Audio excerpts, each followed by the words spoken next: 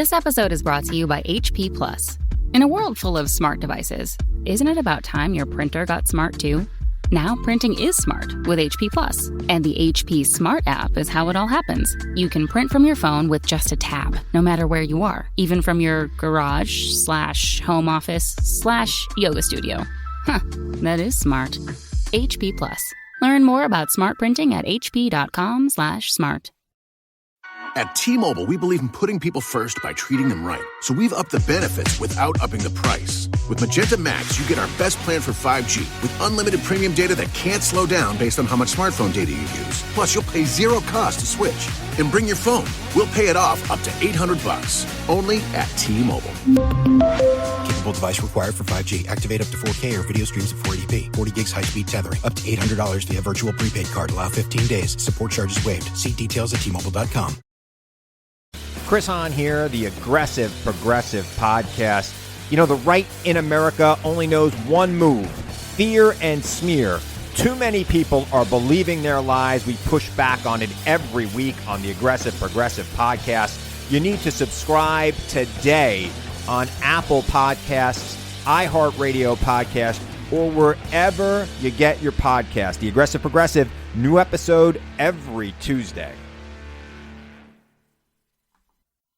Yeah, what's up? It's your boy Joel Ortiz, and I want everybody to make sure that they subscribe and download the podcast, Library Rap, the hip-hop interviews with Tim Einenkel. Yo, Tim, I hope all is well. You my guy. I know these interviews are not interviews. They're actually conversations, and I appreciate them all. Yawa. Hey, what's up, everybody? This is Ice-T. I want you to do something for me. Make sure you download and subscribe Library Rap, the hip-hop interviews with Tim Einenkel. It is official. All right? Stop playing. Download and subscribe. Library Rap, the hip-hop interviews with Tim Einenkel. It's cold. The land of milk and honey, fascination. I was given powers beyond the average imagination. But peep this, what I saw next left me speechless. In heaven, everyone has the same level of uniqueness. In heaven, there's no greed, no need for worldly things. No diamond-studded rings, peasants become kings. I don't know about you all, but this is where I've got to live. Where men and women don't have to be so provocative. And live pushes lyrical and hip-hop concepts constantly and is one of the best to do it. Last Emperor, welcome to Library Rap, the hip-hop interviews with Tim Einenkel. Thank you so much for being here. Thank you for having me, Tim. Just suns, moons, and stars reunited with the universal family. The man in me can't wait for heaven to fulfill my wildest fantasies as I search for better days and praise the number 7 when I get to heaven. So I want to start from, obviously, towards the beginning of your career. You know, in 97, you signed with Dr. Dre's Aftermath. You got signed. Where were you exactly in your career when that happened? And, you know, there's always like, what was the hope, I guess, or what was your goal in terms of this signing with Afterman? And what do you think it was going to do for the career at the time? Yeah, at that time, 97, we're talking about me being, I'm 2 years out of Lincoln University, where I studied political science and international relations. And kind of during the course of study and even a little bit before that, really through my teenage years, just always playing around with rhyming and, you know, writing rhymes and rapping for my friends locally in the neighborhood. So I can't even really say I had really a career prior to that. It just was a hobby and a childhood pastime that, you know, I kind of got better and better at as time progressed. So while I was at Lincoln University, I did a bunch of talent shows. A good friend of mine, you know, my homie, my brother, my comrade, Q from Brownsville, Brooklyn, he was also in the political science program. And we grew a brotherhood and an attachment to each other. And after one of the talent shows went over really well on campus, and I was kind of like known as like, yo, he's the rapper on this yard. He's that dude on this campus. So my homie Q approached me and was like, yo, man, you really need to do something with this, you know, above and beyond just being a hobby. So we made a demo. Went to a gentleman out of South Jersey named Tyke, made a demo. Another gentleman who went to Lincoln University named Dame Dollars took that demo with him once he got out of Lincoln University out to the West Coast because his brother worked on videos with Dr. Dre. Geronimo Films was the name of the company.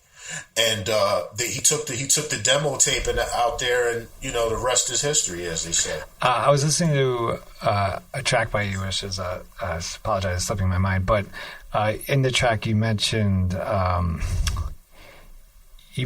you were prior to the Aftermath signing, and being, I think, even also like being in Dr. Dre's studio, that you were a battle rapper. Can you talk more about that, I guess, the scene for you when you were coming up in terms of not just rhyming to rhyme, but rhyming to battle as well? I grew up in the Cobb Creek section of West Philadelphia, born and raised, as they say, as Mr. Smith says. Went to Overbrook High School, the same high school as Will Smith, as Wilt Chamberlain, as DJ Miz, as the Youngsters, as Guy Bluford, who's the first black astronaut at NASA. So that's the sort of demographic or neighborhood that I'm coming from. Definitely having been ravaged with, the typical drugs and poverty. And, I saw all of that firsthand. I know what it's like to be in the streets and, have to survive. But all through that, hip hop and, rap music have been literally the soundtrack of my life, and I remember when there was no hip hop or rap music. So, I saw it usher in as just this very vibrant thing that was just going on out in the community at the park. We had a gentleman named Bobby Dance who would throw parties at the 52nd Street YMCA. Is like 10 minutes from where I live. So, all through those years, you honed a particular craft. Now, some people, I pretty much dabbled at all the different pillars or elements of hip hop. The graffiti, I got a pretty nice tag, a pretty nice hand to this day. I tried to DJ. I didn't have equipment, but a friend of mine who was a DJ would show me certain things, how to cut, scratch, mix, and all of that. Definitely b-boying or breakdancing, as they call it. I tried my hand in that. So definitely well-rounded. Just it was something fun. Before it became a commodity, it was just something that we did as young, black people, young people in the hood, wanting to be artistic but not having the formal tools to be artistic with. We made art out of what we had. So with that being said, I remember being, writing my first rhymes probably around 11 or 12. Yeah, because we're talking probably 83, 84. So I was good at it. And a key thing is my vocabulary was probably a little more advanced than some of my peers who were my age, because education, even though I grew up in a household where, we were somewhat impoverished from time to time, education was the thing. My mother would read to me. She would make me read. She was a voracious reader. She made me a voracious reader of everything from comic books to Hamlet and everything in between. So once the older guys in the neighborhood found out that I could rhyme, I became somewhat of a novelty. This little kid that's able to go toe to toe lyrically with anybody in the neighborhood. So they would take me from street to street, from block to block, to battle guys that were sometimes my age, but more than often older than me. And some of these guys were, for lack of a better term, the hustlers, or the guys who were getting money in the street.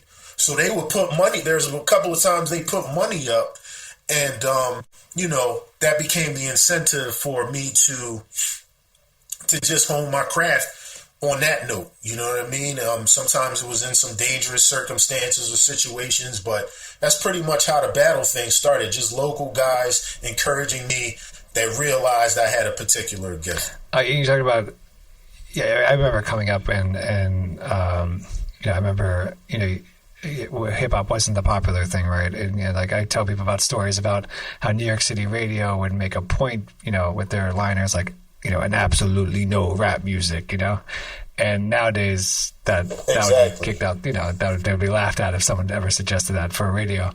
And you mentioned how you went to college, you majored in political science. So why the college? Why the college route instead of just like, all right, let me just, school's not for me. Let me just focus solely on the art form. Yeah, when I got out of Overbrook, I did take a year off to just like work. I worked at like a couple of restaurants and things of that nature. I mean, I knew I wanted to continue with my education, but at that point I was a little tired of just always studying, because I was like a really, really studious dude. Even though I sometimes dabbled in like the street stuff, learning was always just fun for me. Like, it just wasn't tedious. It just was fun.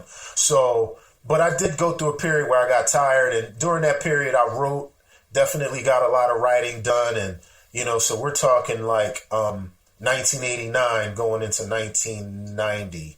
So, my mom definitely encouraged me to, not let my she always encouraged my talent. She always supported me rhyming and being a part of hip hop. That's one thing, I have to always credit her memory to, is that she always supported what I was doing lyrically, but definitely wanted me to, continue my education as well. So she just suggested, like, I didn't even apply to like a bunch of colleges. It just was like, okay, Lincoln University is touted as the oldest HBCU, which is a historically black college or university. It's had people from the likes of Langston Hughes attend to Thurgood Marshall, the first black Supreme Court justice, to a lot of different luminaries in both the political and artistic world. So, I just got that nudge, like, this is just a natural progression. Like, you can still do whatever you're going to do, with your art, but, maybe even find ways to expand that going to this college. And it very much did that for me, because, I had, friends from all walks of life, from all different backgrounds. I'll just give you an example. On campus, one day, I think I'm like a freshman, actually, and I'm walking to the sub, as we called it then. It was like the student cafeteria. And it's, I think, toward the end of the year. So it's like borderline spring and people are out and about and all that. So I'm walking into the sub and I see Trugoy from De La Soul sitting on the bench, just chilling. Just like, you would think he was a student there, because it was like, he was like so unassuming, you know what I mean? So that's just one example. Fast forward a few years later, and, a good friend of mine, a good female friend of mine, brings Shaheem the Rugged Child up there to hang out for a couple of days.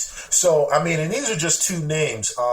During that time, there was a somewhat of an explosion of awareness in terms of hip hop artists in conjunction with HBCUs. So it was not uncommon for me to talk to even some of my other homies who went to other places like Morgan State.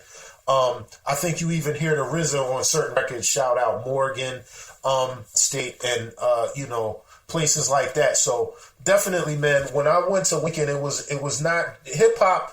It wasn't actual.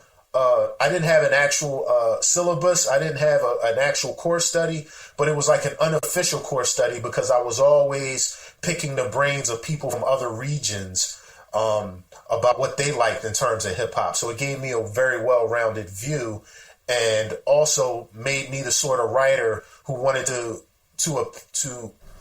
how shall I say, to just come with something fresh that everybody could enjoy no matter where they were from. I guess is having the college education and the degree and also learning from much of hip hop heads. Is that where I was wondering you read up on how the deal with Aftermath didn't work out and you ended up walking away from that, right? And just from a from a fan point of view, being like, wow, that's a big deal. I mean, walking away from Dr. Dre, I guess you could say, right? Is that, just kind of having, where does that come from? That, I guess, that the confidence that, this is what I'm doing. It's just, it's not working out mutually. Just, the deal's off. I guess, where does that confidence come from versus feeling like this is my one shot. I got to do it. Yeah. Well, I have to be totally transparent. There was a little splash of, wow, this was my one shot, and I kind of didn't make it happen. It didn't pop, and I went through a slight period of feeling a little bit like, my chance had been. My dream had been deferred, for lack of a better term. But you know what? I come from an era where it was just all about being fresh and having a reputation in the community.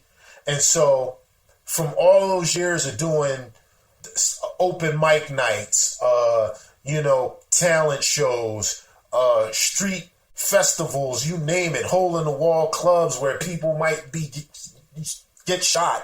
All of those things just gave me a reputation. And I always knew that I wanted to be the sort of MC whose reputation preceded them.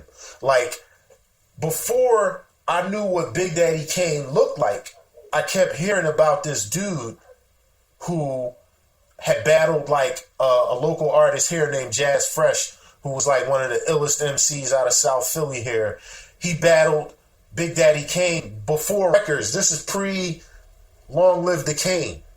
But I kept hearing about this dude. So then when I heard Raw, I think Get Into It was the first record that Lady B played. So I was like, yo, this dude is like, this is next level. So his reputation was already buzzing before he became, the platinum selling artist or whatever the case may be. The same thing with the notorious B.I.G. Mm-hmm. I had an opportunity. I heard his demo before he even had a record out.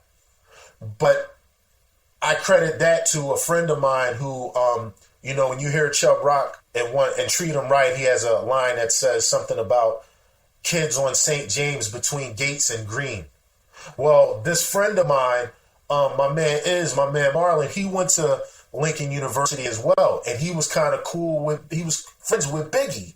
So he brought the demo tape up there before the album ever came out, and I was just blown away.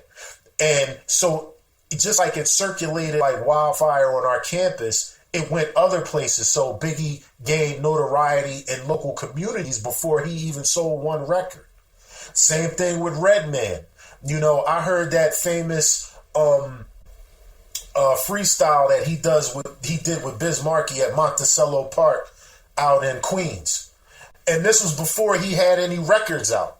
But I was blown away. So, I wanted to pattern myself in that fashion. So when the whole Dr. Dre thing didn't pan out, it hurt a little bit. And it was a little embarrassing to come back to the hood after all my friends knew that I got a record contract and, I was going to be living large, as some of them thought. But I already had that reputation. People knew, when you hear, Last Emperor, you may say a lot of things, but in conjunction with that title, but one thing you're going to say is, that guy gets busy. He's an MC. He's lyrical. He paints pictures, whatever the accolades may be. But I just wanted to make sure that mission was complete. So, yeah, man, the Dre thing, it is what it is. I respect him. I got nothing but love for him because while I was there, we kicked it, man, for a minute. And it was sad that it didn't pan out the way it could have. But I still got a lot of respect for the dude.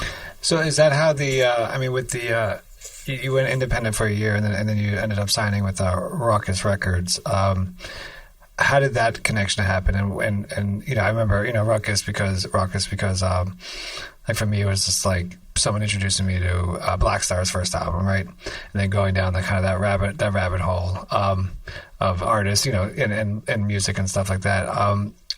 What was the significance for you, and maybe even for larger hip hop, of Ruckus Records at the time? I would have to say the Lyricist Lounge. All those dudes over there at the Lyricist Lounge, Danny Castro, Ant, at that time, Blue was running with them, Wise, all of those guys, Perry, Collage Projects in general. They gave me a format to show New York City, the mecca of hip hop, that the last imp is here. He's coming. He gets busy. He's, worthy of being in the same room as the other people that frequented the Lyricist Lounge. So I am forever indebted to the Lyricist Lounge for giving me that platform. I remember the first night, I think it may have been like winter of 96, actually, that I first performed there. And, of course, like, I'm thinking like, yo, this is New York City, as they say, if I can't make it here, I can't make it. If I can make it here, I can make it anywhere. You know what I mean? So, but the thing is, I come from a rough, tough city too, so I was kind of prepared.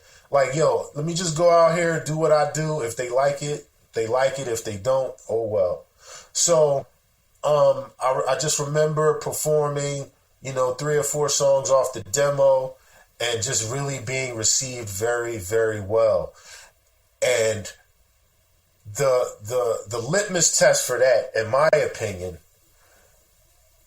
and knowing that I performed well, was having people that I grew up listening to and admiring their craftsmanship come to me and say, yo, you're dope. Sometimes that's all you need. So people like Master Ace coming to me like, yo, you're dope. Craig G coming to me like, yo, you're dope.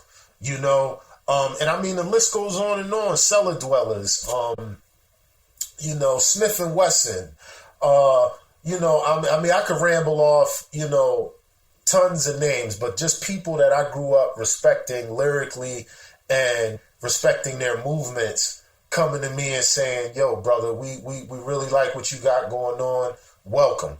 You know what I mean? And that's pretty much what it was, the Lyricist Lounge.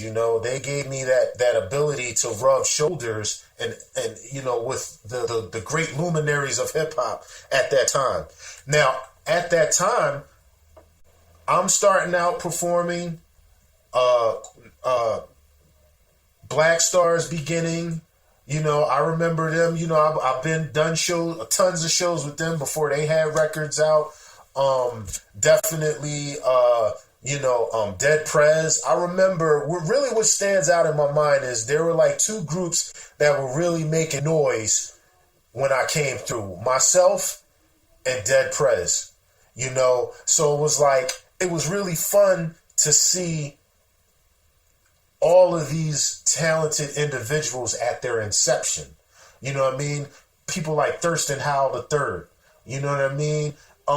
Just the level of creativity that the Lyricist Lounge generated gave me the ability to already develop somewhat of a rapport with Ruckus Records.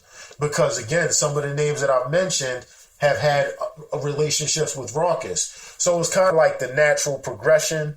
So, yeah, man, definitely, once the Dre thing fell through, I landed at Ruckus Records and, tried to make something happen there too. But as fate would have it, they were going through for lack of a better term, an identity crisis during the time that I got there. So their whole mantra of this is where the real hip hop is sort of morphed into, this is where real hip hop can kind of make strides into competing with, money making mainstream hip hop.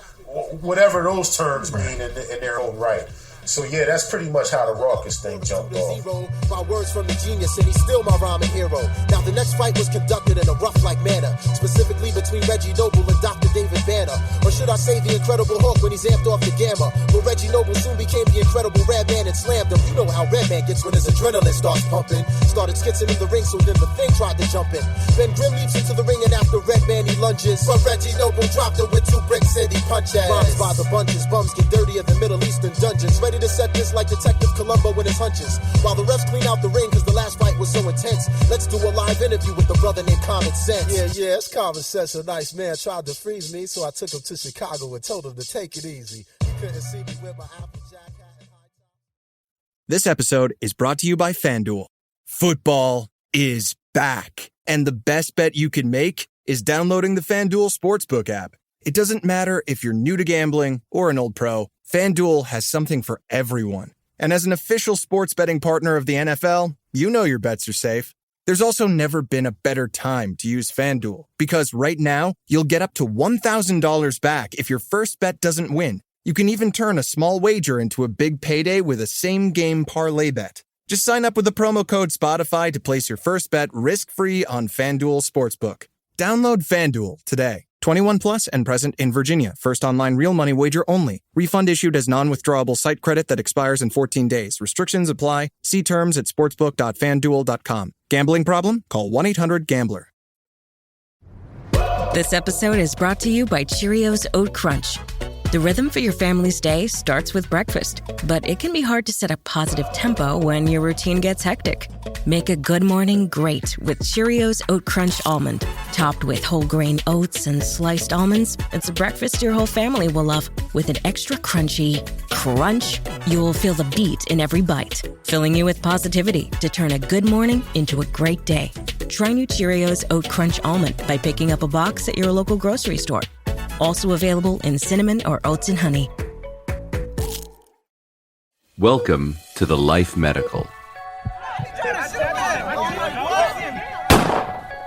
Washington, D.C., 2 a.m. Well, it's been a rough week on call. Then again, that's what we're paid to do. And I remember I got a phone call sometime after midnight about a 14-year-old that had been shot in the head, and believe it or not, was still moving his extremities. We have a gunshot wound to the head. So imagine you're a neurosurgeon on call. It's 2 a.m. That is a very lonely call. Dr. Bob Keating will now tell us about one such case. And like many of these stories, even those where the outcome seems preordained, there's a twist. There was an immediate need to get things moving if we had any chance of saving this patient. But I said, in all honesty, I'll do everything I can, but I may not be able to save him.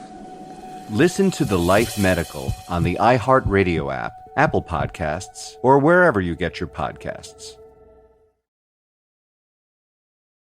I want to kind of ask you about, it's New York City, but significant places in New York City, and I mentioned this prior to recording, but I think probably late '90s, mid '90s, I had the opportunity to.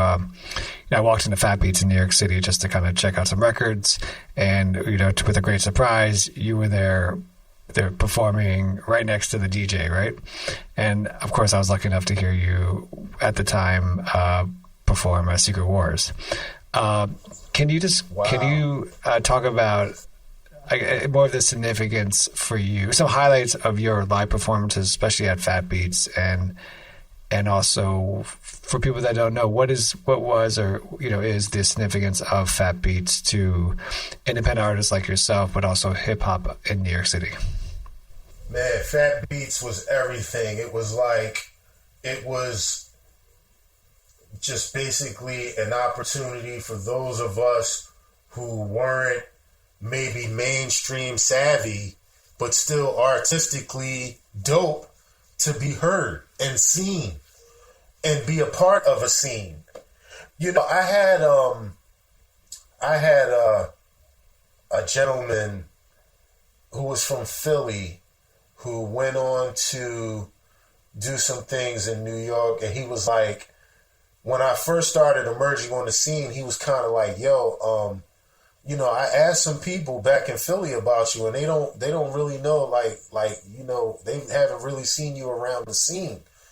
And so I just kind of looked at this dude, and I'm like, I'm thinking to myself, you know, I didn't formulate the words at the time, but after our conversation, I'm thinking to myself, that's because I was never a part of a scene. There was an underground scene here, but I wasn't a part of it. It kind of was looked at upon as like almost bougie, but I'm a local rapper. I'm the corner store, corner stop and go, local bar. You know, a bunch of drunk dudes who get money in the streets putting up money like, yo, my man right here, he nice. He'll battle anybody around here. I'm a part of that scene. So when I got to New York City, I was finally able to be a part of a legitimate scene. You know, and they embraced it. Everybody embraced me. So Fat Beats was like one of the epicenters of that scene. You know what I mean? If I wasn't there, I was performing at the Wetlands or, you know, just somewhere to just be seen and heard and let people know, you know. And, you know, like they say, steel sharpens steel. So I encountered a lot of other talented brothers and sisters, female, you know, male, female, of all walk of life or all ethnic, you know, denomination and background. Just if you were dope, you were dope. Like, I even remember there was like a Caucasian sister from like the Midwest, and I think her name was like Invincible, if my memory serves correct. And she was super duper lyrical, super dope. She could come off the top of the head with freestyle, and she was from like I want to say Wisconsin or something like that. So, but somehow she had made it into that scene. So I say all this to say that, you know, everybody ranging from somebody like myself, you know, a young black dude from the hood, to, you know, a young white girl who's from like, you know, middle America, who totally on surface looks out of place. We all found somewhere like Fat Beats to congregate at and hone our craft, be known to the world. And again, this is the mecca of hip hop. So we're really going hard and we're really trying to make something happen and something pop. But yeah, man, Fat Beats was very, very pivotal in my career. And, you know, whenever I see dudes who were affiliated with that, it just brings a certain warmth to my heart and fond memories. You know, I mentioned in the intro how you the thing I drew me to your music and what I love about what you do is that you push concepts and even like lyrics to a limit, right? At the boundaries, you push your boundaries, and when you think about hip hop, you know, especially rap or even all the elements, it gives the artist a certain level to escape to you know, fantasy, and then you think about comics as well, and comics do the same things, and what you do is that you have this amazing ability to incorporate the two into your rhymes.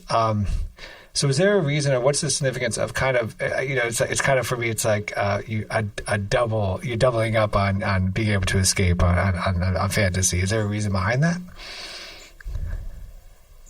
Yeah, I kind of grew up again with certain hardships that you're seeing outside in the community: drugs, crime, poverty, homelessness, all of those things. You know, we all have some form or fashion of escapism, whether it's escaping from the 9-to-5 job, tedious job that we do at our cubicle, whether it's, being a teacher who loves their kids, no doubt, loves their students and pupils, no doubt, but sometimes it starts pulling hair because it's like, am I really getting through to them? When I get out of here tonight, I just want to take a Calgon bath and take me away. That's their escapism. Right. Or, whatever that hobby may be. And I think that's something that we as as Americans have kind of gotten away from is having hobbies, whether it's, flying kites, whether it's, building or putting together toy models, whatever the case may be, something that stimulates our brain in a different way, but allows us to have constructive fun, artistic fun. So to me, comic books,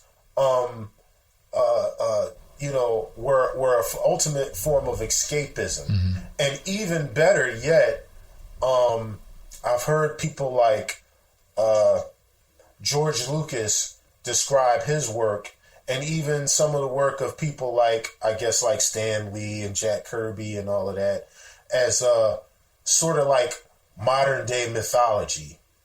And that, there are certain archetypes, the hero archetype. Luke Skywalker, he's the ultimate hero, but yet he's got all these family issues and not really knowing at one point who his father is. You know right. What I'm saying? Just trying to find his place in the world. These are things we all on an individual level wrestle with. Mm-hmm. You know what I mean? So like you were saying earlier, in terms of me establishing myself with Dr. Dre, life is definitely all about those peaks and valleys. And so Luke Skywalker destroyed the first Death Star, but then they started to build another one. And now Han Solo is frozen in carbonite. So he went from that high peak, he received a medal for blowing up the Death Star, and then the next episode he gets his hand chopped off.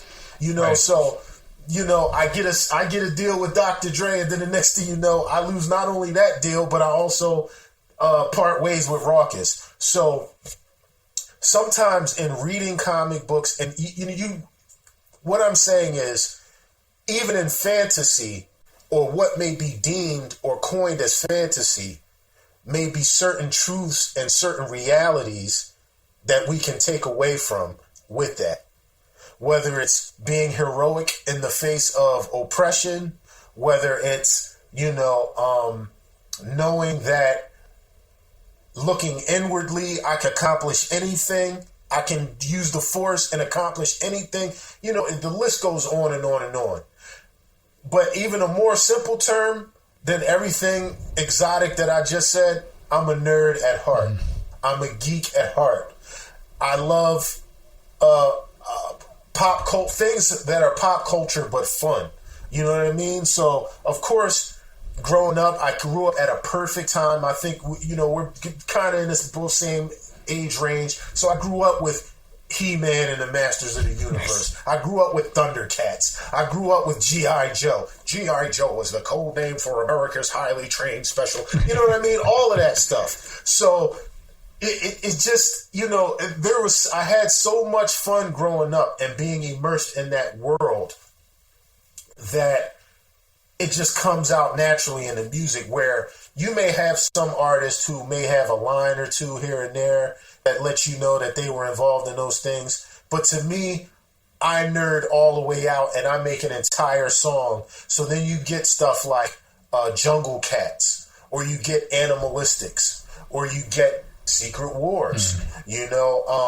Just trying to have fun, man. I had a fun childhood. I absorbed a lot of fun, cool, nerdy stuff, and I think it's only right that I give that back out when I create my music. Yeah, when you did when you rolled your R in Jungle Cat's Perfect. And our first time I heard that, I was like, "Oh my God, this guy's amazing!" I think this is incredible. I want to. Yeah, man. I just try to have fun. No, and obviously it comes off in so much of your body of work, which is appreciation of that. And I want to go. I want to ask you about the track "Heaven," and which one of my favorite tracks you've done. And I want to ask you it because, another backstory. So in the 90s, the Puffy era, right? There was a moment when I just couldn't stand listen. It was on, commercial radio. I couldn't stand listen to it. And then, I got into when I got into college and I started playing Black Star, I was more about like, well, I think like there is an argument to be made that certain music is not pushed to the mainstream because it is empowering, or it shows Black people in a positive light, versus a stereotypical, like that's something that's pushed on the radio. And when there's lyrics that you do in Heaven, and the lyrics are, and I hope I don't screw them up, but the lyrics are, and real lyricists sign record contracts, not these gun-toting, blunt-spoken crossover acts, lying on wax, claiming they drop facts. And you wrote that, I think, early 2000s. Yes, sir. Can you talk about, one, the significance of those lyrics then, but do you think those lyrics are still holding true today in terms of the acts that are signed? Yeah, definitely. I actually wrote that song in '95. Oh, wow. And it was on my demo. That's one of the songs that Dre heard and wanted to sign me from hearing stuff like that. Yeah, that was on my demo. And I just say that to give you a time reference on how, unfortunately, artists such as myself who do kind of go a little bit of a different direction, our music is held up so long, that there is something to be said for shelf life when it comes to an MC. Right. I like to think, I try to craft my rhymes to be fresh so that if I'm using a certain punchline or making a certain reference, I want it to come out pretty much right after I wrote it, because I don't want time to elapse. It takes a little bit of the impact out of the punchline if it's 5 years later. So that definitely was one of the songs on my demo. Unfortunately, I kind of saw the direction that hip hop was going, and like you said, with the whole, and don't get me wrong, I think there's something to be said for the brand of music that Puffy was doing. Mm-hmm. I just think there wasn't enough balance for like just straight up hardcore lyricists. Like it just wasn't enough balance, and that dominated too much. And unfortunately, I think it still holds true. I'll even take it a step further and say that there are even still people out to this day that I think are very talented lyrically, but all they want to rhyme about is drugs. All they want to rhyme about is degrading women. All they want to rhyme about is genocide. And don't get me wrong, I think that all of these voices have a place, because the first thing that some of these guys will tell you is like, yo, I'm just trying to rap about what I see every day. I'm just trying to live talk about my life and what I see. Okay, I get that. Everybody has that. That's the divine nature of hip hop. It gives us the ability to have a voice when we had no voice, to be the voice of the voiceless. Right. So I get that. Everybody should have their fair shake in expressing their experience. It just becomes somewhat of an agenda when all you hear are those experiences. Right. You know what I mean? Or the glorification of those experiences instead of the cautionary tale. Like, to me, nobody will ever be the perfect union of lyrical and, how shall I say, street than Cool G rap. True. To me, he's the epitome of that style. Now, of course, I'm from Philly, so when I talk about gangster music, I got to give it up to Schoolie D, who's really, even the dudes out on the West Coast will tell you that Schoolie D is the one that they heard with songs like Gucci Time and PSK, which is 10 minutes, 15 minutes from where I'm sitting right now. I saw him perform before the world got to see him. So I think that in terms of being super lyrical and combining that with the street element, to me, nobody has ever done that as better as precisely as Cool G rap. So to me, he sets the bar. He's the litmus test for how nice a person is with that. But the thing that I always appreciated, especially about his early work, is that they were cautionary tales. Don't do this. I'm going to show you what I saw. I saw a dude get robbed, but this is how it ended. He ended up getting killed or going to jail. So I just think there's too much glorification now, and I think that there is somewhat of an agenda behind that when we look at the relationship between the music industry and the prison industrial complex. Yep. We can have, that's a conversation in itself, but I just think there needs to be balance. And even furthermore, some of the rappers who have touted themselves with being the purist or being like, you know, the official hip hop heads or whatever, one of the common themes in all of our songs and all of our, you know, records is like taking out other MCs who aren't representing the culture correctly, taking out sucker MCs. But I see a whole bunch of sucker MCs out here now, but I don't see none of these guys that have platforms taking them out. So, I mean, there's something to be said for being artistic, but at the end of the day, and you might find me using a lot of Star Wars analogies, because I mean, out of all of my nerddom, Star Wars is probably like at the top of the list. But MCing is the Jedi component to rap music. Anybody can pick up a mic and say a couple of words. You know, in the recent installment, you know, so I know it's not really popular with a lot of Star Wars fans, but the dude Finn, he picked up a lightsaber and actually was pretty good at one point with it, but that didn't make him a Jedi. Mm-hmm. He still did not know the different forms of lightsaber technique that Count Dooku knew, or that Luke Skywalker knew and learned from, you know, his student, his master, you know, or Shak T, or Kit Fisto. I mean, the names could go on, and I'm just flexing my Star Wars muscle right now. But MCing is anybody can rap. I remember seeing cartoons on television where Fred Flintstone and Barney Rubble were rapping and breakdancing. Anybody can rap, but to be an MC, that's that Jedi thing. And everybody doesn't get to have that. I'm not even saying that I have it, but that's what I'm always working to perfect and improve upon. So, again, to reiterate, I hear a lot of stuff. I hear all the stuff on the radio. You know, I got, you know what I'm saying, younger relatives, and, you know, I'm still out in the community. You know, I'm aware of what's going on, and I try to at least absorb it to the extent that I know what it is and know what's going on.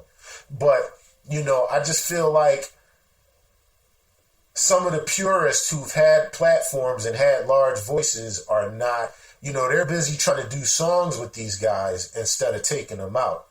So, yeah, man, we still got that problem, and unfortunately, mainstream radio is always going to be that way. Right. I mean, what also doesn't help is that it's you know, it's like a social media numbers game now, right? So you could be a real shitty rapper, and you know, you get your numbers up, someone's going to sign you, right? I mean, even if it's for one, even if it's for one record, they'll still sign you because they'll make money off of you. Bingo. And I think what suffers the most is the literacy of the listener. You know, I can remember a time when a lot of my homies weren't going to school like that. But I mean, come on, man, you listen to some KRS-One, some Public Enemy, some, you know, again, Big Daddy Kane, you know, his vocabulary was off the charts. You know, even, again, I mentioned Cool G Rap, listen to something like Men at Work and really break down like you know, the content there and the references, the similes, the metaphors. I mean, it helped with the literacy of kids that weren't really going to school like that. Right. So now you got on the radio dudes mumbling who aren't even they aren't even, you know, it's just not even comprehensible what they're saying.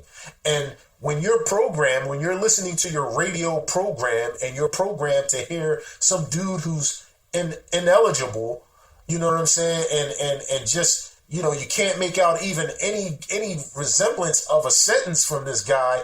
If I'm programmed and I'm listening to that all day, it does something to my psychological literacy as well. You know what I mean?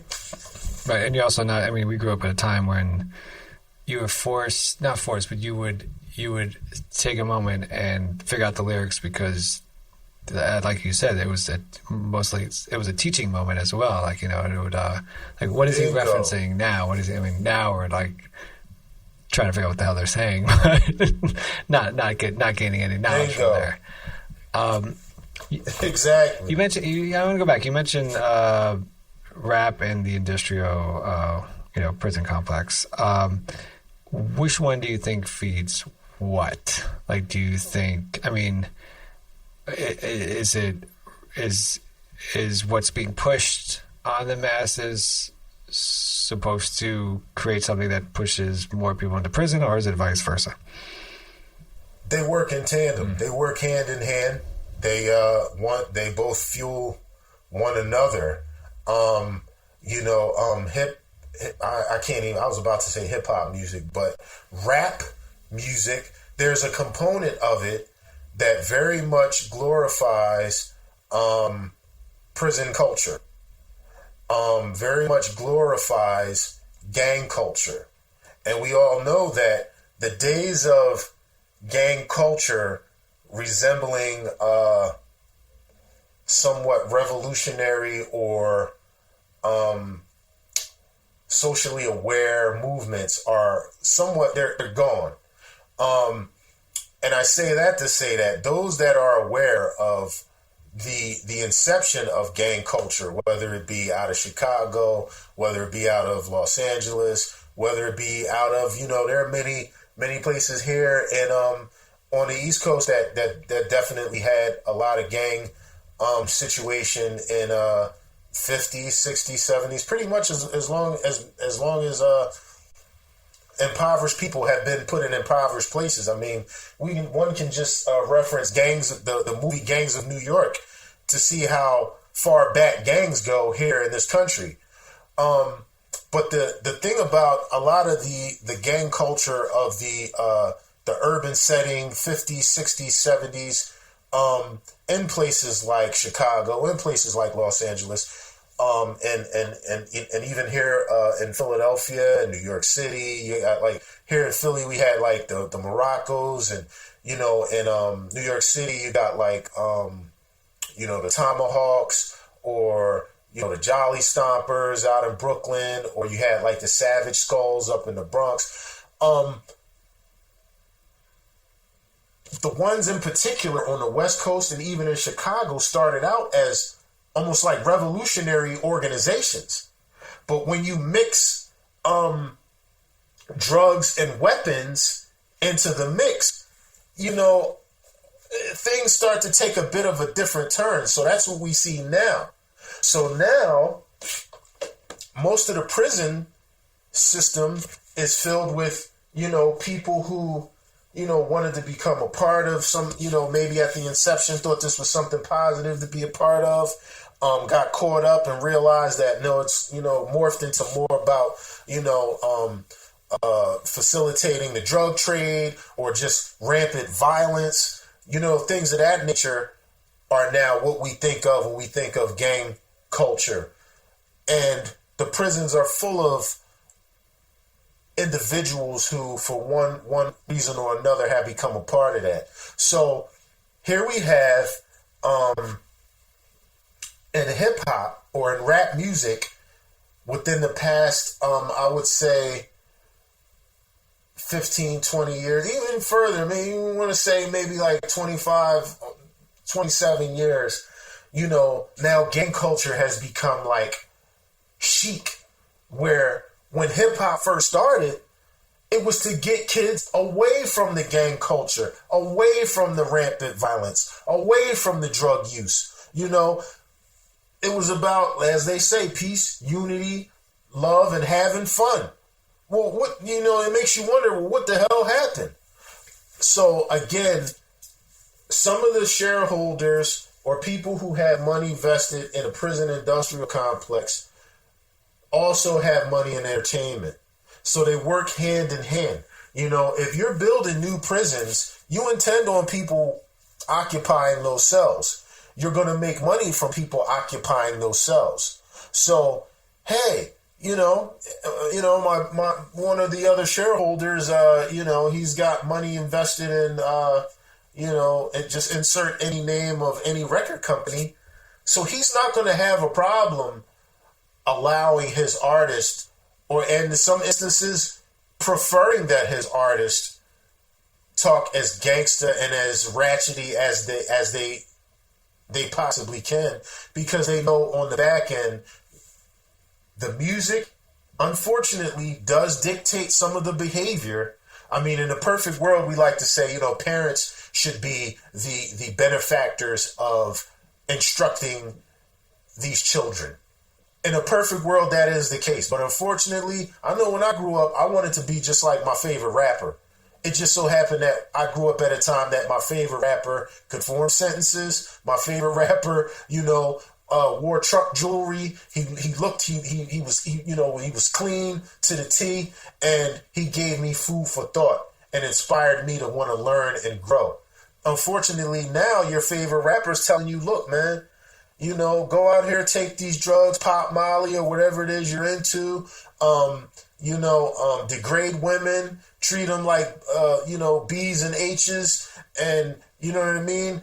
And when you're done doing that, turn up, go outside and shoot 10 people, and that's unfortunately the sad case that we see now. So even Rakim let us know that MC meant move the crowd. So in a rudimentary form, he let us know that what's coming out of our mouths inspires movement in the people.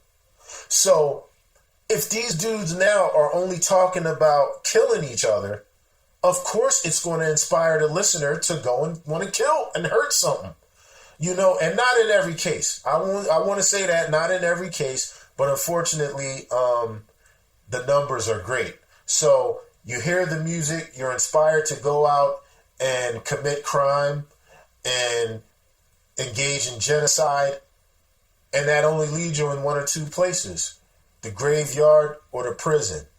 So they work hand in hand, and now prison culture has become like chic.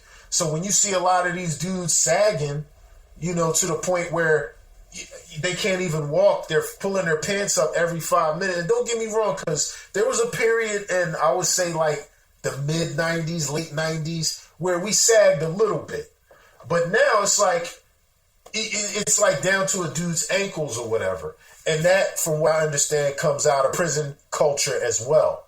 So yeah, man, the two go hand in hand, and they fuel each other, they feed each other, and unfortunately, the listener who doesn't have right discernment and doesn't have knowledge of himself prior to listening becomes a part of that equation. There's no stress in heaven, we all relax. And real lyricists sign record contracts, not these gun-toting, blood-smoking crossover acts, lying on wax, claiming they drop facts. Imagine possibly no animosity or malice. It's clear to you that de-icing the wings will not be done in a jiffy.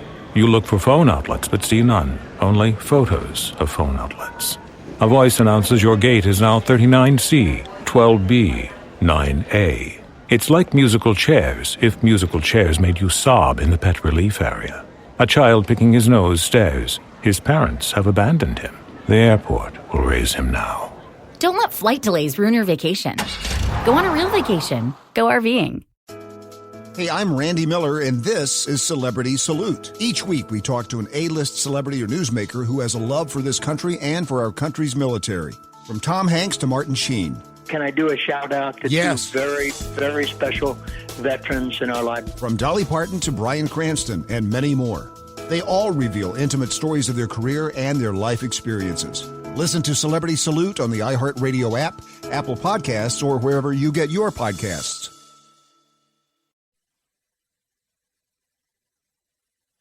Hi, I'm Jessica. Hi, I'm Andy. And we're your co-hosts for the Deal Board Podcast, a podcast all about how to buy and sell businesses. It's a great place for experts or even beginners to learn how to buy or sell a business, and we have a multitude of subjects. And you could go to the iHeartRadio app, Apple Podcasts, or our website, thedealboardpodcast.com, or wherever you get your podcasts.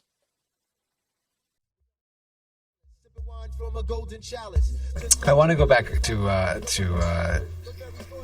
this track Heaven, and the reason why I do is because you wrote a track called Heaven, the Coup wrote Heaven Tonight, right? Tupac wrote I Wonder If Heaven Got a Ghetto, and many artists have written stuff on Heaven. What is it about the topic of heaven that lets artists like yourself kind of run wild, have their imagination run wild? I think I think human beings in general are always on a quest to ascend to something greater in their imagination than they may be seeing in their reality. So, I'm firm in the understanding that heaven and hell are not physical places, but conditions of the mind. Now, when I painted that picture, I needed to put it in a way that obviously I'm into music, I'm doing music, but I'm also very aware of how entertainment across the board, when done right and done correctly, can serve as a beacon for us to have examples of how to reach that higher understanding or that greater understanding of this thing called life. So, and putting people like Bruce Lee in the rhyme.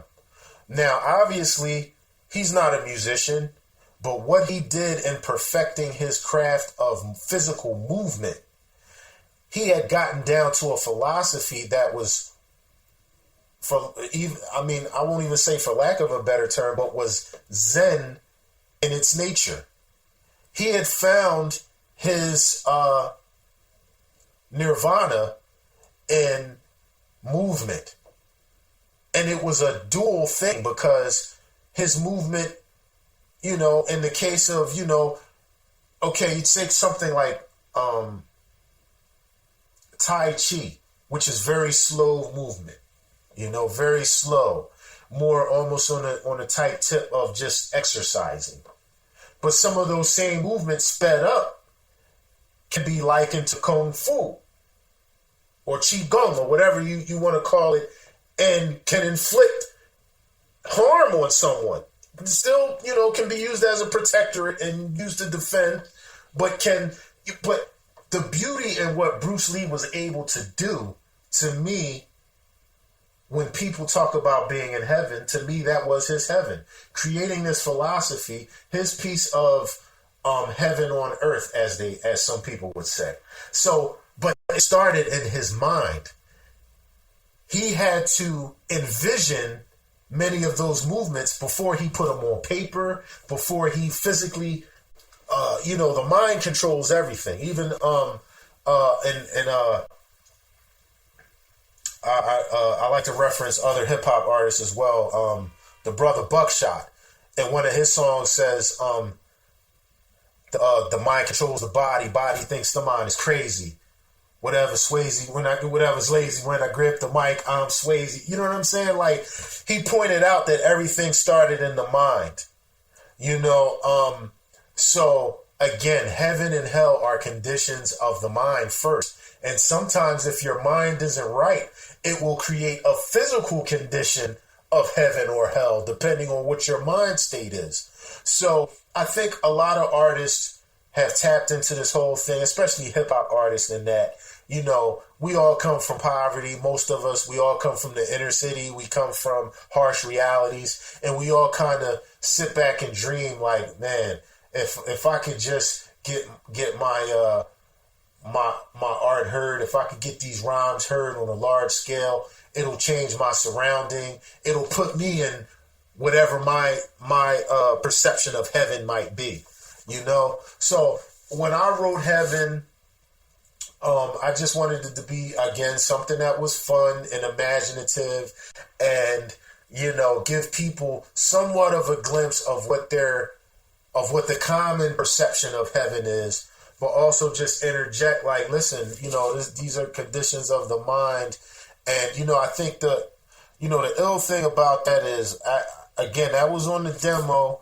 I released it, and I remember not long after that, Tupac's video, I Ain't Mad At Ya, came out. And if you remember that video, he goes to heaven and he meets people like, I think like Sammy Davis Jr., Red Fox, many other entertainers. And I just said, wow. I didn't look at it like, yo, you know, my concept, somebody else did my concept. I just looked at it like, you know, I do subscribe to the fact that there are periods on this planet, being 196,940,000 square miles. There are periods upon which certain energies are released. And if we allow ourselves to be tapped into those things and be receptors and conduits of those energies, we can influence the masses of people. So Tupac, very insightful. And this was the last video he did before he transitioned. You know what I'm saying? So he was very insightful in that regard. I definitely want to have to go and listen to the Coup, to their version of the Heaven format. And again, I just think that we all tap into something that's kind of universal. Again, like George Lucas says, with Luke Skywalker, he created the universal archetype. You know, Luke Skywalker is no different than Hercules, who Hercules in Greek mythology, he had the task of, avenging people and becoming, he was a mortal, but becoming like the gods and overthrowing evil, or even better yet, Perseus, who, had the task of, slaying Medusa, taking the head off of Medusa. There are certain archetypes. Again, commonality in some of these characters. Spider-Man, Peter Parker, for example, his whole thing with great power comes great responsibility. He's the hero who's even flawed himself, but is still in the end always heroic. And I think that certain archetypes, even within music. So we're talking about Heaven. That's an archetype that, like you said, we've seen in various artists, and they've gone given their own spin and own take on it. But it definitely, to me, it starts in the mind. I'm an emperor whose empire crushes the born. You're fucking with the last emperor. The sixth trio. You about to feel the chronicles of a bionic being. The $6 trillion man's back on the scene. The super supreme, lean, mean, killing machine. I'm back to laser blaster that'll get rid of your team. Too much action to fit on your screen. Devastator, word creator of rhymes when I kick them. A Terminator built by cyberdyne systems. Powerful perpetrators die when I hit them. With every aim, I'm claiming 5 to 9 victims. And I'm sure I can take out 9 more before they figure out. In 2013, you were one of the featured artists on Marco Polo's PA2, the director's cut. And you did the track 6 Trill. I kind of reached out to Marco Polo and kind of asked about that collaboration process between you two, and he said all he does is that you gave him an amazing track, but he's a complete mystery of how your creative process and how you created this track. So this wonder, could you give us some insight? Shout out to Marco Polo. Yeah, that's an amazing track. Man. Can you just give us some insight into just your creative process? You have, obviously, but like some more insight into your actual, your creative process, or even something like that where someone, sends you a track and you kind of write to it. Word. Yeah, man. Salute to Marco Polo. And I mean, he's so incredible with just making beats and it's like the music already dictated. To me, it was easy because the music already dictated to me somewhat of a sci-fi feel. When I heard the track, just stripped down, just the track, it had a sci-fi feel. And again, my nerddom is just going to kick in. So I immediately thought of, for some reason, I thought of the $6 Million Man. I thought of Steve Austin. A gentleman who was an astronaut who crashed one of his missions, and his body was so badly damaged that he had to become the first bionic man. Mm-hmm. So he was a bionic man, but at that time it took $6 million, which today is not really a lot of money, but it took $6 million to give him the cybernetic parts to his body. And shout out to Lee Majors too. Tremendous actor. So during the time that we recorded, there was this thing going, slang always plays a part in hip hop and rap music. So the saying that something is trill, it's just like, yo, that's like the truth. It's the dopest. They used it in the South a lot, places like Texas, like, yo, that's trill. Things just being trill just meant really dope. So somehow I was just thinking like, yo, I want to kind of take the angle of the $6 million man, and then it clicked. Okay, instead of the $6 million man, to update it, he would be the $6 trillion man. And let me shorten it and give it the hip hop spin, so he's 6 trill.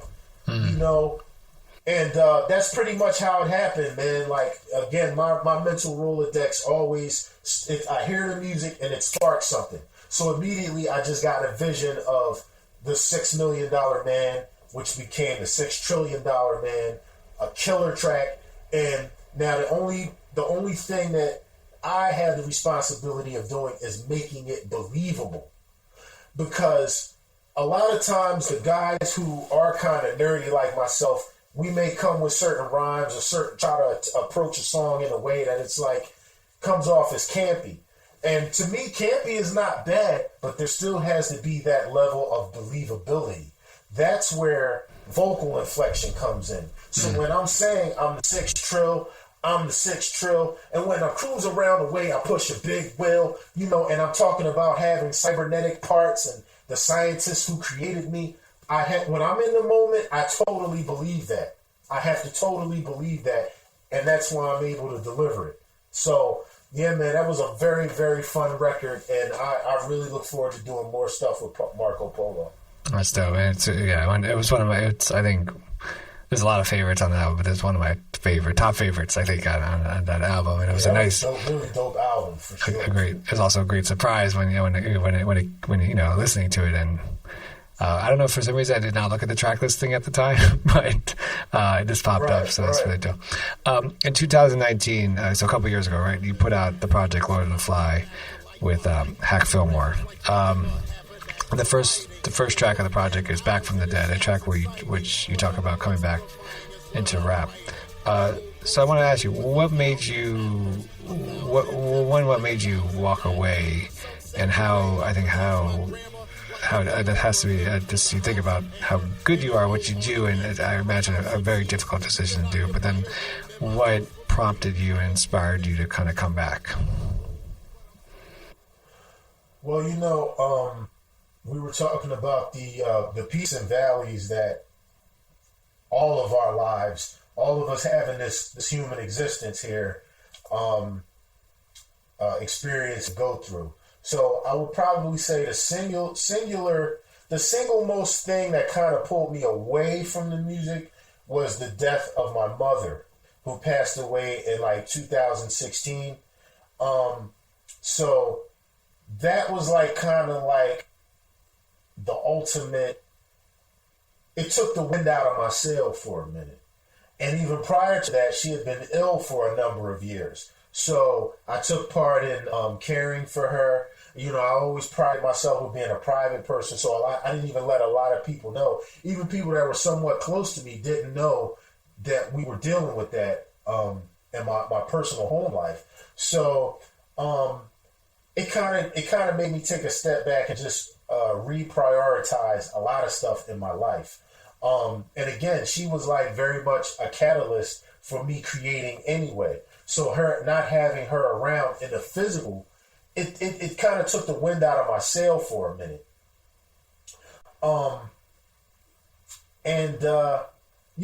Even with that being said, I'm the sort of writer who has to kind of like live life and live through some things.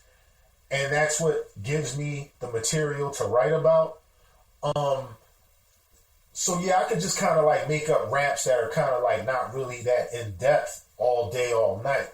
But I just kind of try to come with something that people are going to think is special, and that I feel, first of all, is special to me in telling a story, so that, and then sometimes, let me say this, sometimes in writing,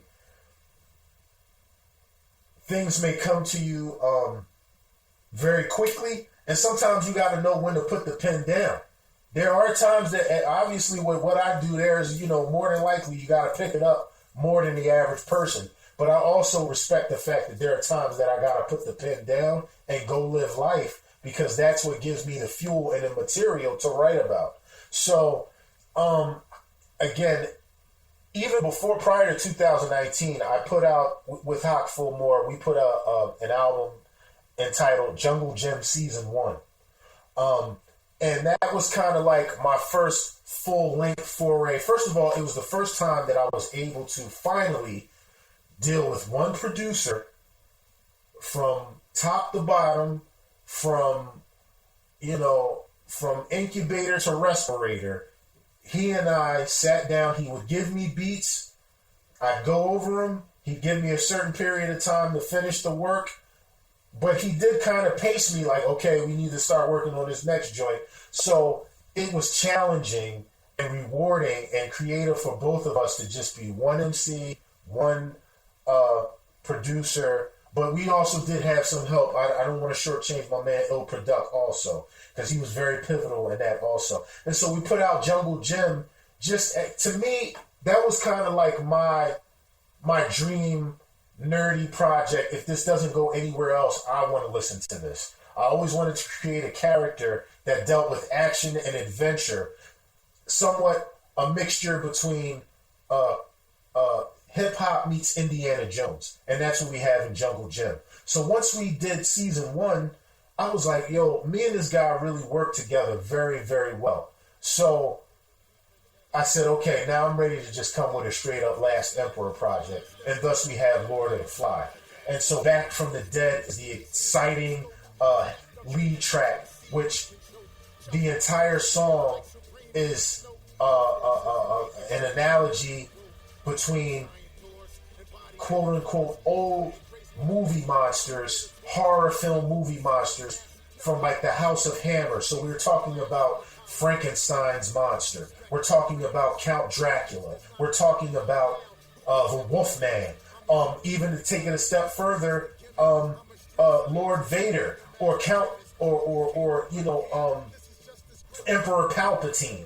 All of these iconic classic movie monsters or evil doers, who through one way or another have risen from a perceived death. So I use that as somewhat of a metaphor, like, okay, people, because I've gotten certain rumors, I don't listen to pay attention to everything, but I was catching wind of the fact that people were confused with the fact that I did a song with Rest in Power, Too Poetic, aka the Grim Reaper from the Gravediggers. And he passed away some years ago. And so people were a little confused, and some people were thinking that I was no longer here physically. So I was like, you know what? I just want to come with a record. When I start this record off, I got to let people know that I'm still here in a very dramatic way. So just like Count Vlad Tepes or Count Dracula comes back from the dead, or, we thought that Emperor Palpatine was dead, but did he clone himself? He came back some way. Vader got his limbs cut off, but they gave him the suit, so he was perceived back from the dead. The Last Emperor also has that ability to come back from the dead. So, and even that story arc is something that I kind of was trying to establish earlier when I did the record with the RZA and He Lives. Because as the story is told in the Last Emperor saga, because when all is said and done, a lot of these records are like pieces to a larger puzzle that gives you this full story arc of the Last Emperor. How was he created? Where did he come from? Why is he here? How long will he be here? Who are his arch enemies? So in the story arc of the Last Emperor, it is actually the RZA he's the resurrector from Gravedigger. So who better to reanimate a 6,000-year-old warrior than the RZA from Wu-Tang, the resurrector. So he is the one who actually, we did a record called He Lives, and that's why I really had a falling out with Raucous Records, because I gave them that record. It's produced by Prince Paul. It's got the RZA on it. It was a no-brainer. So they fumbled and stumbled and didn't put it out. It was supposed to actually be on one of those sound bombing projects, and they didn't put it on there. So that's why we had the ultimate falling out. But the record is still out there. I encourage anyone who hears this to go and seek it out. It's on YouTube somewhere. It's called He Lives, Last Emperor featuring the RZA. And it was an honor and a privilege to even be on the same record with the Abbott. But yeah, man, Back from the Dead was just showing people I'm back. You know, when the industry thought it threw dirt on me for the last time, but here I am once again. You just mentioned doing a track with the late Poetic from the Gravediggers, and I believe you're referring to the track One Life. I was reading an interview you did, and you said that at the time of the interview, you said, and whatever it still holds true today, that this was the most proud of and feel the most passionate about this track that you did. Is that still 2021? I mean, is One Life still that kind of that track that you feel the most proud of? Yes, sir. Definitely because of the content, because it deals with the ultimate, what some people perceive as the ultimate mystery that we experience as humans on this planet, which is when the lights finally go out and we take that final breath, what happens? What's the next part? Is there a next part? Is this all that there is? Once the oxygenated molecules in my chest release for that final time and my breath goes out and hopefully goes out into the ionosphere, is that it? Do they just fizzle out? So I wanted to deal with that topic. It just came together, perfectly. And that, we got the very talented singer out of Canada, Estero. And some people may think that I just got any singer to jump on it. I was very well familiar with her work, which was bubbling in like the mid-90s. Very, very talented singer, very soulful in her own right. And even more importantly, the fact that I grew up a fan of Too Poetic. His first single was God Made Me Funky. I remember when he used to come on Video Jukebox and seeing him get busy on that record. And then one of my favorite groups emerged, the Gravediggers, which was like one of the illest super groups. You got Prince Paul from, Stetsasonic, Catalyst for De La Soul. You got the Resurrector from Wu-Tang, the Abbott. You got Fuquan, who's also from Stetsasonic. You got, Shabazz the Disciple. You got Killer Priest. Just a really, really ill group. But Too Poetic, his style was always just very dope to me. I think that his work on especially that first and second, those two Gravediggers albums, exceptional work, phenomenal work. He's an ill MC, but even greater, he was an ill man, an ill human. To know that he was facing that time that I referred to of taking potentially his last breath coming shortly. I'll give you an example. The day we recorded the record, he had chemotherapy. He had a chemotherapy session earlier that day.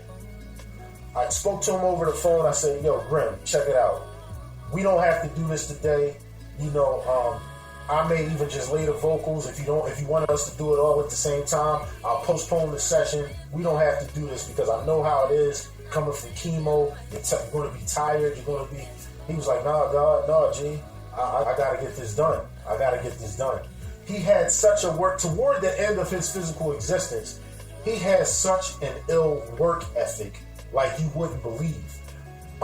So again, it speaks to something, a greater, how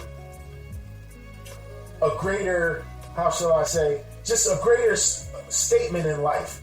If you knew that you had a certain amount of time left on this planet, how would you spend that time? If I told you in, let's say, a week's time or a month's time, you won't be here anymore, what would you do with that time? Now, me personally, you know, on any given day, I might want to, you know, drink and party, that, you know, maybe, you know, be with as many beautiful women as I possibly could, or eat all the exotic foods that I've never eaten, or, you know, maybe one of the last things I would think about doing was any work. But this gentleman knew that really what would give him eternal life would be to leave as much of his ideas, his thoughts, his philosophies, and his words here with the rest of us. So we can still listen to his records, you know, until they run out and replay them over and over again. But to me, that just showed tremendous, as they say, grace under fire, that he knew his time wasn't that long. He told me the doctors gave him a certain period of time. He didn't just go lie down somewhere and, you know, in a corner or, you know, trick off or anything like that. He wanted to keep recording as much as possible. He wanted to do this song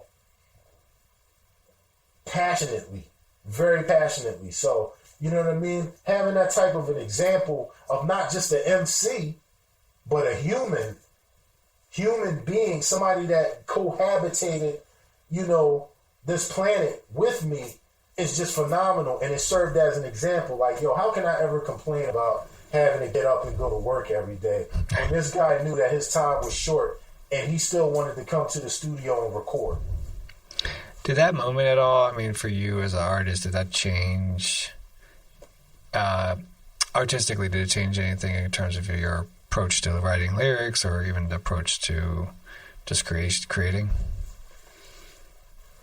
Yeah, it reinforced the fact that I always got to say something. Even in records that people may think are just fun records, I got to say something. There has to be some sort of takeaway from that. Like, you know, songs like Animalistics, you know, where the final line is, that's when I realized the deadliest animal was human.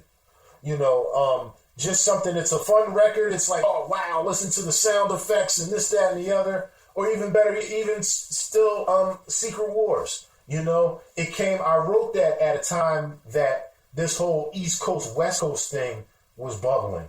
You know what I mean? And then we saw the deaths of Tupac Shakur, the Notorious B.I.G., other people we've lost along the way, and our personal lives. And I just was like, yo, what can I do that's going to be fun, but at the same time drives home that, listen, as a collective, whether you're from the East Coast, the West Coast, you know, dirty South, Midwest, wherever, if we come together, we're an unstoppable army. Stan Lee ain't got nothing for us. You know what I mean? He can come with the best of them. He can throw Wolverine at us, I'll throw Meth. He can throw the Incredible Hulk, I'll throw Redman. He can throw Professor X, I'll go get KRS-One.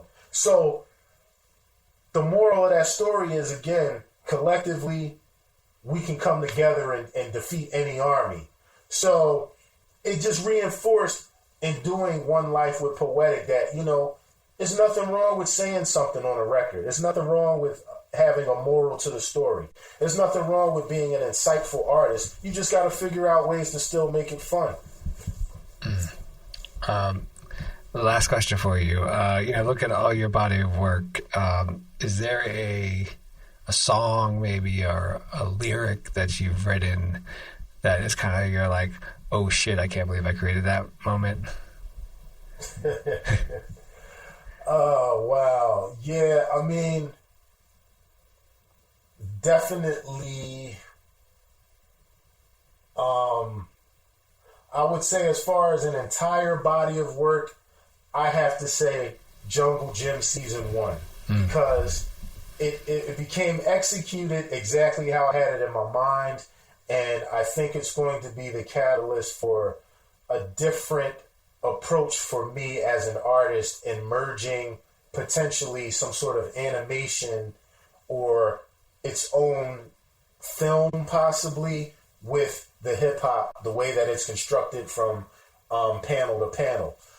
If I had to say one song or lyric, I would have to say that would be a toss-up between Back from the Dead and There's another song on Lord of the Fly entitled, wow, my memory. I'm doing so much talking right now. Fit for a King. Fit for a King. There's a record, there's a song on there called Fit for a King, which I think kind of sums up my approach to hip hop, but yet still has a little bit of swag to it. You know what I mean? So, yeah, man, I would say those pieces. That's so. I don't know what can you say. He's the last emperor, and it's. I've been trying to talk to you for a while, and I really appreciate that you've taken the time to talk on Library Rap, the Hip Hop Interviews with Tim Heineke. I really appreciate your time. The pleasure's all mine, Tim. Anytime, bro. The next installment, the next full-length Last Emperor project is coming soon. And I'm going to, this is the second time I've revealed the title. We're tentatively going to release at least the first single with a B-side on Halloween. And the title of the album is The Last Emperor Presents The Wizard, The Witch, and The Wolfman. I want to say peace to everybody. Thank you for all the kind supporters over the years. I want to thank you again, Tim, and, just say peace to everyone. Foes that oppose, the result is harmful. Seeing in the many faces I've startled. And when they fall, the name that they're yelling for, stop stalling, somebody better tell a boy. Jamal Gray, son of Eleanor, I took Castle Grayskull back from Skeletor. Are you wise enough to survive the streets, fam? Well, I'm wise enough to civilize Beast Man. That's me, man, the last. I'll dedicate this to the first, the new master of the universe. I don't need the game, not the fame, nor the bling. I take what I please, I don't need anything. Not a solid gold crown, or a chain, or a ring. Just build me a castle that's built for a king. My kingdom come, my will be done. You can find heaven right here on earth for some. To find Shangri-La's a search for some. Till the bottomless pit I pick verses from. Like Excalibur was the sword of a king. Leader of the arena, lord of the rings. I write with the might of the merciless Ming. Now bring me an opponent who's fit for a king.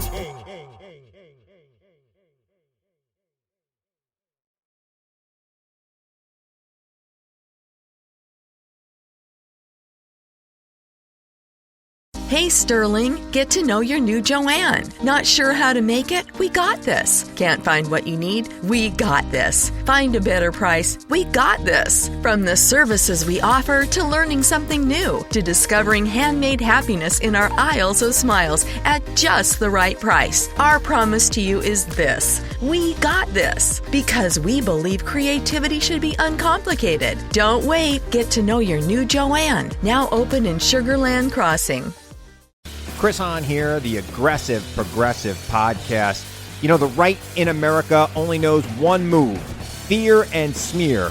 Too many people are believing their lies. We push back on it every week on the Aggressive Progressive Podcast. You need to subscribe today on Apple Podcasts, iHeartRadio Podcast, or wherever you get your podcast. The Aggressive Progressive, new episode every Tuesday.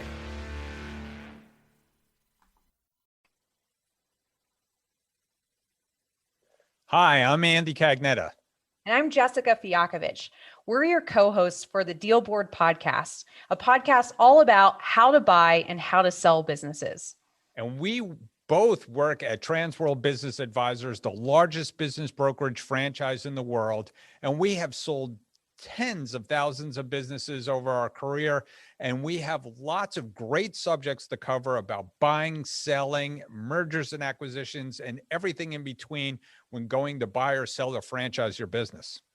So whether you're brand new to buying a business, it's your first time selling, or you're an expert in the industry and you've done many, many transactions, each week we present a new topic and a deeper dive into the industry and the deals that we do.